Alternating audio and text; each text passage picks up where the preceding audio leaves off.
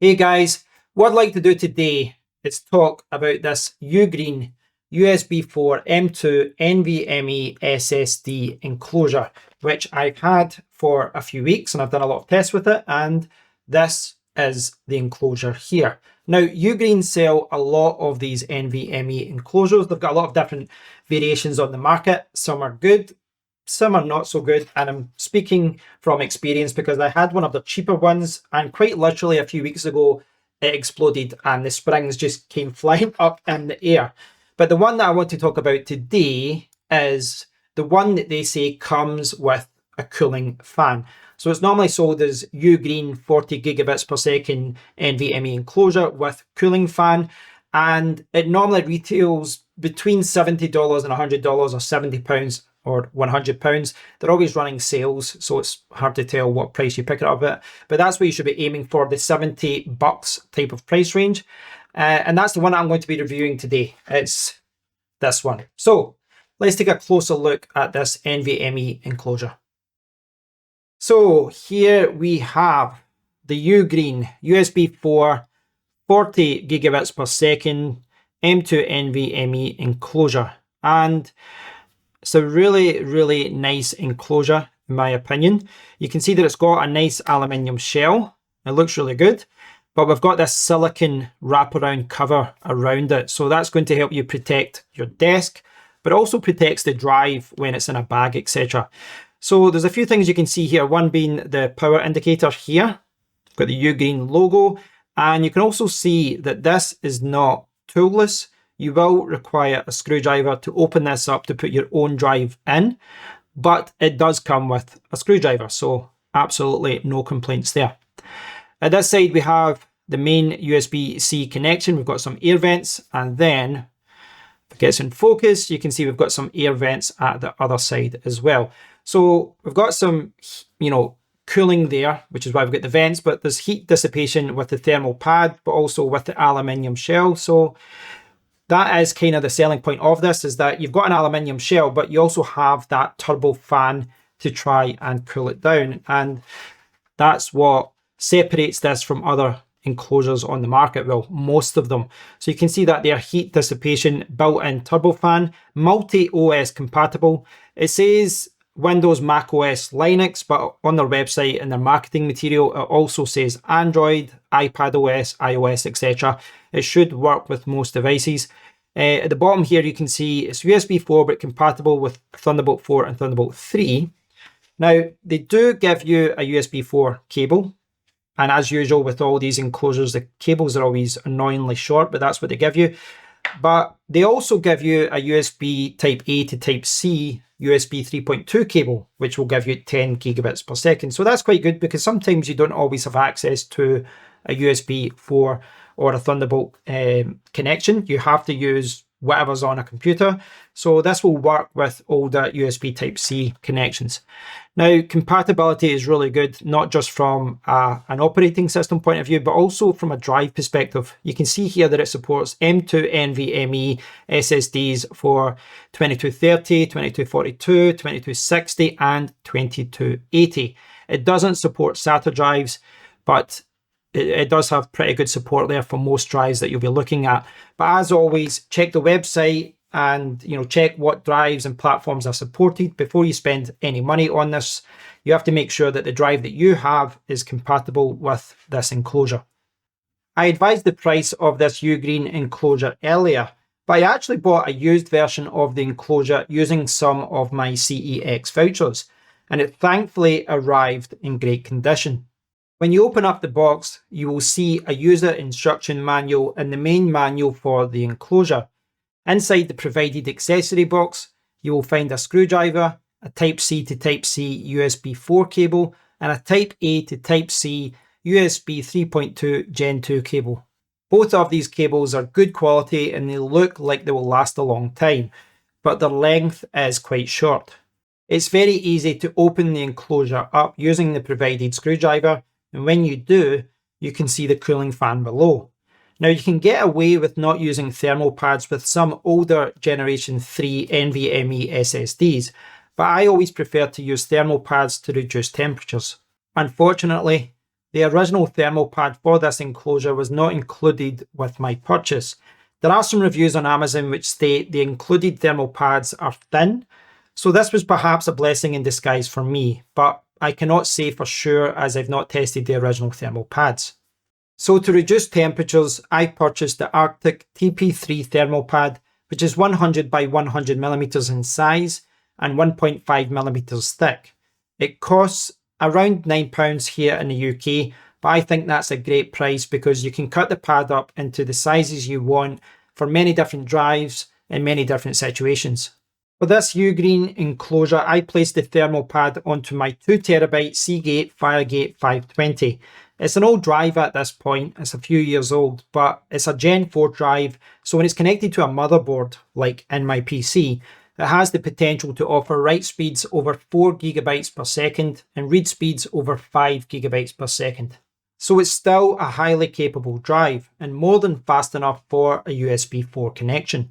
Once the thermal pad was placed on my drive, I just had to insert the drive into the enclosure and seal everything back up. Overall, my first impressions of this UGREEN enclosure were positive. It has a great design and it's surprisingly lightweight too. I weighed the enclosure with the silicon cover, M2 drive and thermal pad installed in at 215 grams, which is 7.5 ounces. Design can be subjective, but I do think the design of this enclosure is good. I think the design looks cool. You know, it's a nice aluminium shell. We've got the power indicator. We've only got one screw. Take the top off, put it back on. It's very easy to manage it, change drives, etc. in my opinion. We've also got the silicon cover and it does feel nice in the hand, but that is also practical. It's a practical solution because all Thunderbolt enclosures, all USB 4 enclosures, etc., when you're doing a lot of reading and writing to the file, the shell gets hot because it's dissipating heat. But with this silicon cover, you can pick up this enclosure. It can be super toasty, but you can hold it and you don't have to burn your hands. Now that's in contrast to other designs out there that's just one big heatsink. This gets hot and you don't want to touch it because it's hot and there's no cover on it. So I think it's quite practical in that regard and that's all good. But we cannot talk about the design of this enclosure without talking about the fan, because that is one of the selling points of this enclosure. Not all enclosures have a fan. This one does, and it's there to try and cool the device to ensure you get fast read and write times. Now, I'm going to show you some mixed reports on Amazon, but I can only report my experience. On Amazon, you'll see some reviews where some people are saying it's very quiet. Some people are saying the fan is very loud. My experience, super quiet. I cannot even hear the thing. I mean, if I hold this up to my ear, I can hear that there is a fan and, you know, the fans are spinning, but I just cannot hear it. Even when my PC is off and that, you know, that's obviously got some fans. When the PC is off and I've just got the Mac Mini, I cannot hear anything. Maybe it's because the lights in this room, maybe because of the fans of the Mac Mini, which don't really come into force either, but I just cannot hear it. Now, I have been trying to push it. I've did some speed tests. I've transferred files back and forth between the Mac Mini and the enclosure. And I actually set this up as a scratch disk on DaVinci Resolve, and I was caching like 30, 40 gigabyte of files. The shell did get hot. I could hear when I held it up, I could hear the fan spinning like I did there, but it was not noisy, in my opinion. That's my experience. But it is important to note, to realize that the fan is a movable part, and it's something that long-term could be an issue. If one of these ever failed, my guess would be it would be the fan. Now, I'm not sure if there's a problem in the manufacturing process where some people are quite lucky, like me, where the fan's fine. Maybe some other people are not. I'm not sure. But if you look at some reviews, you'll see, you know, if you search for fan, you see this person here is provided with an extremely silent fan. And you go back up, the fan works and is quiet. But then you look up this one, fan fault after 3 months. And then you've got other people that are saying the fan isn't helping things much, seems like a waste. The fan is ramping up and down. And then this person saying that the fan the fan noise is noticeable. So it seems to be split down the middle. Some people seem to have an issue with the fan. Some people do not. It seems to be quite divisive. And like I said, it might be that the manufacturing process, some people got, it could be a different model of fan. That's what happens in manufacturing. Maybe I got a later version. Maybe they changed it. I'm just, just brainstorming here. I don't know the answer. All I can do is report my experience. But I do think that generally speaking, I would opt for enclosures that do not have a fan so that I don't have that issue or potential issue. I haven't experienced that problem yet, but bear in mind, this enclosure here, it's bigger, it's heavier, it doesn't have a fan, so in my opinion, maybe a better long-term solution, but it's also 50% more expensive. So you've got that to consider as well. And in this price range, I think this is a great price, for what you're getting.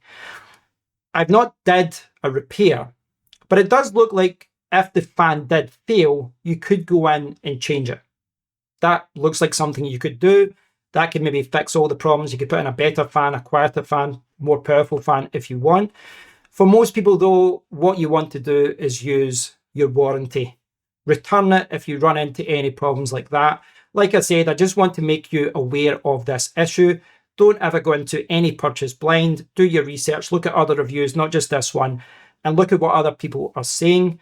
Some people have had issues with the fan. For me, I've had no issues at all. It's very quiet, and I actually did notice as well, as far as heat goes, I've not used like a thermal gun to look at the temperatures, but just using the touch test, I found this aluminium shell to be cooler than this one. So the fan's doing its job. The fan is actually working, but it is something to be aware of when you buy this enclosure.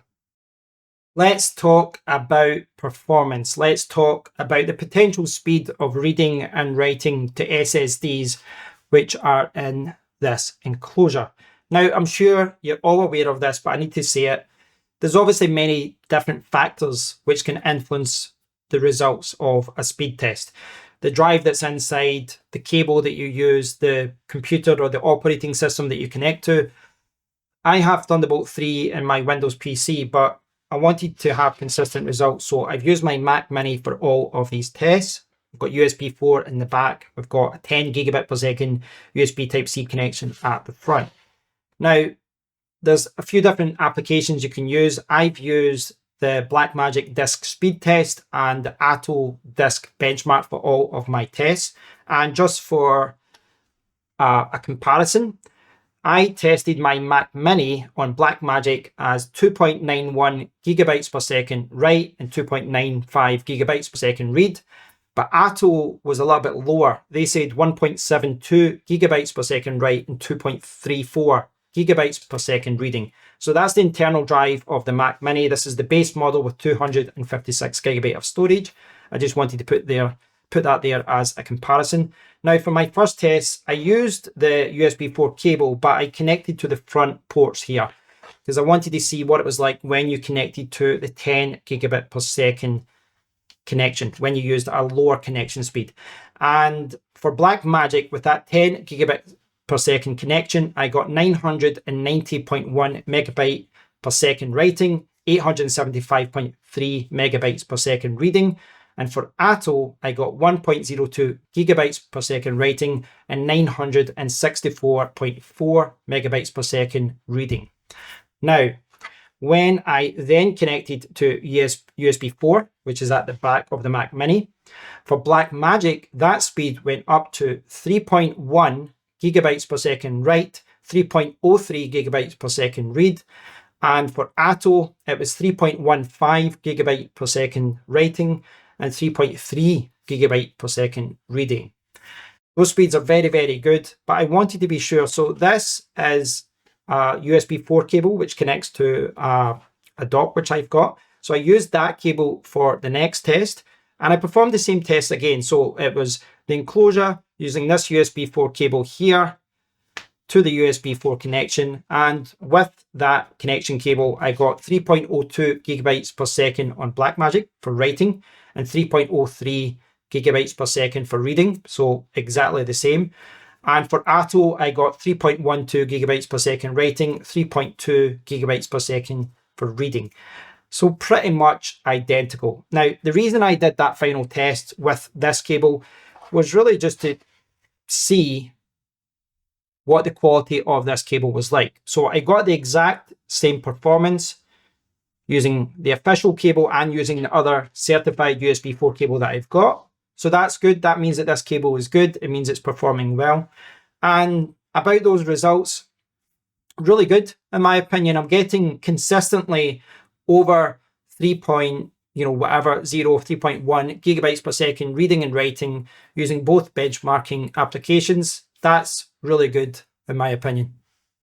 Over 3 gigabytes per second for reading and writing is impressive, and I'm very happy with that. I did see some people posting results on Amazon from Crystal Disk Mark on Windows, which were closer to 3.75. So depending on your setup, you might get even better speeds than that. Now, performance benchmarks are just that, they're a benchmark, but in practice, if you're reading and writing to the SSD, it gets hotter, and over a sustained period of time, if you're transferring files, those speeds will reduce. And that's especially true if you're writing to the SSD. It gets a lot hotter if you're writing.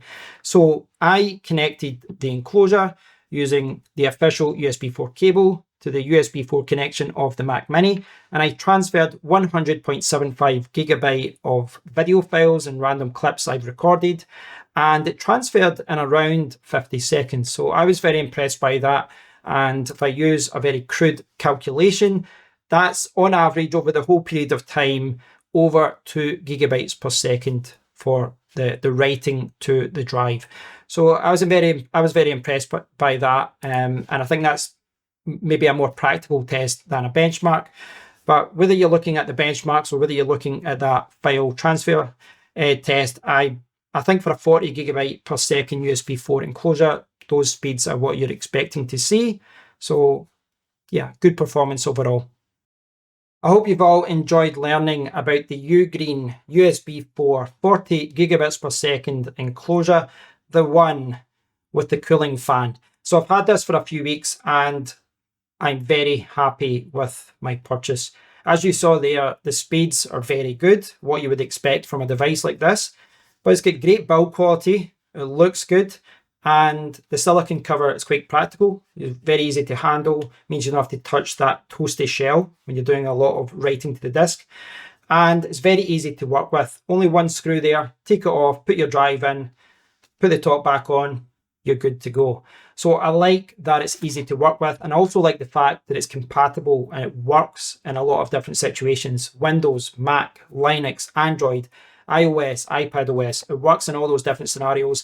And it works with USB 4, Thunderbolt 3.4, older USB Type-C connections as well. And a lot of NVMe enclosures only work with the 2280 form factor, but this also works with 2230, 2242, and 2260. So it works with many different drive sizes. All of that is good. And it's important to remember as well, this is one of the cheapest USB 40 gigabits per second enclosure solutions.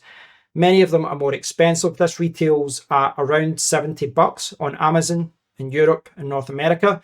If you're willing to wait a few weeks, you can order from AliExpress in China and you can get it for, I think it's about $45. So it's very cheap for what you're getting here. The only negative that I've pointed out, and it's not even been a negative for me, has been the cooling fan. In my tests and all my file transfers, the fan was silent and it dissipated heat quite well, kept it cool. But there are reports on Amazon, there are reports from other users that the fan was noisier, that the fan broke, etc. I think a moving part is always a risk, but I don't think it would be a difficult part to replace. I might be wrong, but if it breaks, send it back under warranty and get a replacement. But my experience has been positive. I've not had any issues with the fan. It's very quiet and it's doing its job. It's doing what it should be doing, cooling your SSD. So my experience was very positive with the drive, but as with all purchases, go in there with your eyes open, do your research, look at other reviews from other YouTubers, from other websites, so that you know what this is all about. Make an informed decision when you buy. So I hope you found the video useful. If you have, like, subscribe, all that good stuff. But as always, leave a comment below. I'd love to hear your thoughts on this drive. And until next time, take care.